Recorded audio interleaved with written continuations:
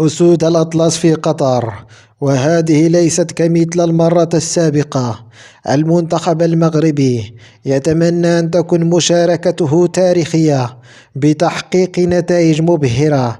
هذا الجيل من اللاعبين لديهم كل مقومات النجاح، والذهب بعيدا في المنافسة. بونو، حكيمي، زياش، حمد الله، والقائمة طويلة. المنتخب المغربي يتفوق على كثير من المنتخب المشاركة في كأس العالم ومنها الأوروبية من الناحية التسويقية وجودة اللاعبين. هذا الجيل يريد أن ينسى زمان المشاركة فقط. هم يعتبرون أن هذه المقولة قد ولت، ويريدون أن تخلد اسماءهم في تاريخ الكرة العالمية.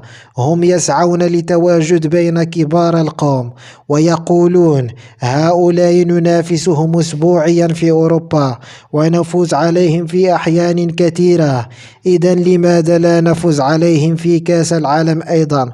هم مثلنا ونحن مثلهم، إذا فلماذا لا يكون طموحنا مثل طموحهم؟ نحن نتوفر على أحسن حارس في إسبانيا، تفوق على كورتوا العملاق، ولدينا أظهرة طائرة يصعب مجاراتها، ونتوفر على أمرابط له من الإمكانيات ما يتوفر عليها عمالقة وسط الميدان في العالم.